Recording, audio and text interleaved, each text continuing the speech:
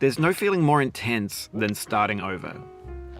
If you deleted your homework the day before it was due, as I have, or if you left your wallet at home and you have to go back after spending an hour in the commute. If you won some money at the casino and then put all your winnings on red but it came up black. If you got your best shirt dry cleaned before a wedding and then immediately dropped food on it. If you won an argument with a friend and then later discovered that they just returned to their original view. Starting over is harder than starting up. If you're not ready for that, like if you've already had a bad day, then what you're about to go through might be too much. Feel free to go away and come back. I'll be here. Alright, thanks for coming with me on this trip. I'll understand if you have to take a break at any point. Just find a safe place to stop and quit the game. And don't worry, I'll save your progress, always, even your mistakes. This game is a homage to a free game that came out in 2002, titled Sexy Hiking. The author of that game was Jazzuo, a mysterious Czech designer who was known at the time as the father of B games. And B games are rough assemblages of found objects. Designers slap them together very quickly and freely, and they're often too rough and unfriendly to gain much of a following. They're built more for the joy of building them than as polished products.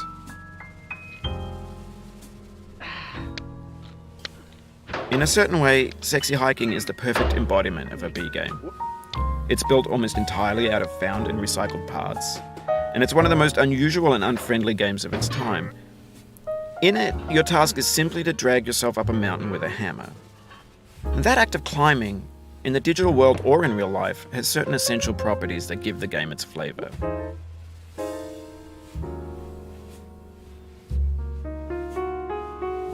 No amount of forward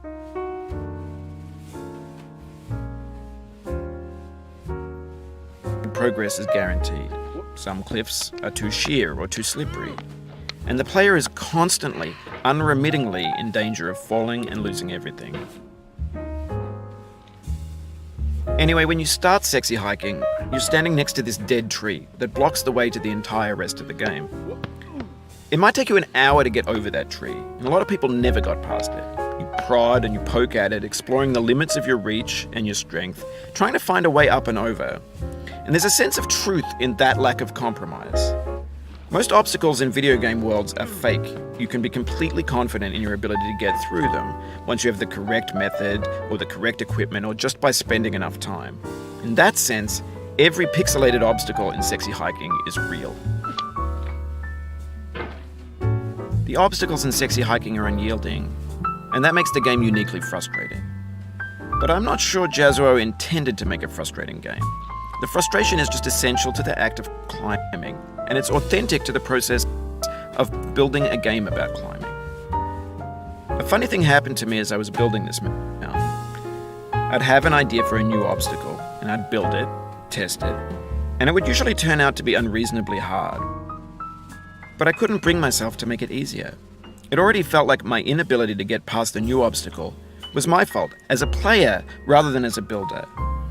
Imaginary mountains build themselves from our efforts to climb them, and it's our repeated attempts to reach the summit that turns those mountains into something real. When you're building a video game world, you're building with ideas, and that can be like working with quickset cement. You mold your ideas into a certain shape that can be played with, and in the process of playing with them, they begin to harden and set until they're immutable, like rock. And at that point, you can't change the world. Not without breaking it into pieces and starting fresh with new ideas. For years now, people have been predicting that games would soon be made out of prefabricated objects, bought in a store and assembled into a world. And for the most part, that hasn't happened, because the objects in the stores are trash. I don't mean they look bad or that they're badly made, although a lot of them are. I mean they're trash in the way that food becomes trash as soon as you put it in the sink. Things are made to be consumed and used in a certain context, and once the moment is gone, they transform into garbage. In the context of technology, those moments pass by in seconds. Over time, we've poured more and more refuse into this vast digital landfill that we call the internet. It now vastly outnumbers and outweighs the things that are fresh and untainted and unused. When everything around us is cultural trash, trash becomes the new medium, the lingua franca of the digital age. And you can build culture out of trash. But only trash culture.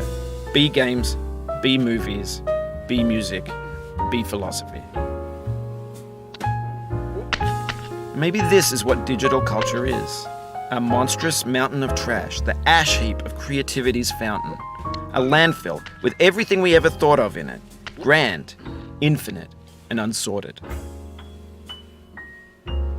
There's 3D models of breakfast, Gen X's fanfic novels, scan magazines, green screen Shia LaBeouf, banned snuff scenes on LiveLeak. Facebook's got lifelike bots with unbranded adverts and candid shots of Kanye and Taylor Swift mashups, car crash epic failed GIFs, Russian dashcam vids, discussions of McRibs, discarded, forgotten, unrecycled, muddled, rotten, untitled. Everything's fresh for about 6 seconds, until some newer thing beckons and we hit refresh. And there's years of persevering disappearing into the pile, out of style, out of sight. In this context, it's tempting to make friendly content that's gentle, that lets you churn through it but not earn it. Why make something demanding if it just gets piled up in the landfill, filed in with the bland things? When games were new, they wanted a lot from you. Daunting you, taunting you, resetting and delaying you. Players played stoically. Now everyone's turned off by that. They want to burn through it quickly, a quick fix for the fickle, some tricks for the clicks of the feckless. But that's not you, you're an acrobat. You could swallow a baseball bat.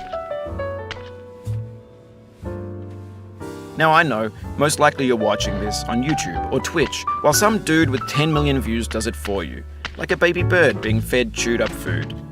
That's culture too. But on the off chance that you're playing this, what I'm saying is, trash is disposable, but maybe it doesn't have to be approachable.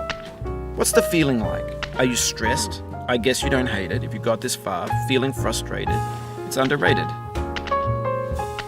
An orange is sweet, juicy fruit locked inside a bitter peel. That's not how I feel about a challenge. I only want the bitterness. It's coffee. It's grapefruit. It's licorice. It feels like we're closer now, composer and climber, designer and user. You could have refused, but you didn't. There was something in you that was hidden, that chose to continue. It means a lot to me that you've come this far, endured this much. Every wisecrack, every insensitivity, every setback you've forgiven me is a kingly gift that you've given me. We have the same taste, you and I. It's not ambition, it's ambition's opposite. An obdurate mission to taste defeat. You'll feel bad if you win, so I put this snake in for you. Have you thought about who you are in this? Are you the man in the pot, Diogenes? Are you his hand? Are you the top of his hammer? I think not. Where your hand moves, the hammer may not follow, nor the man, nor the man's hand. In this you're his will, his intent, the embodied resolve in his uphill ascent.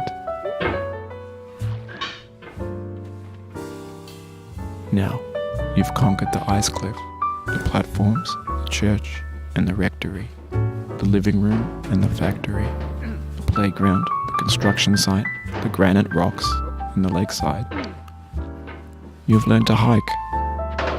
There's no way left to go but up, and in a moment I'll shut up. But let me say, I'm glad you came.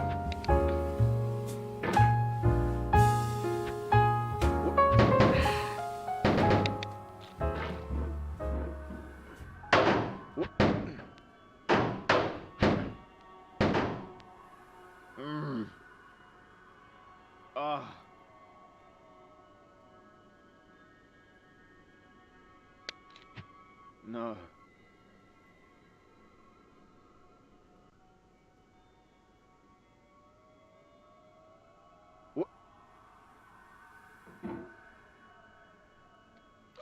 I dedicate this game to you, the one who came this far. I give it to you with all my love.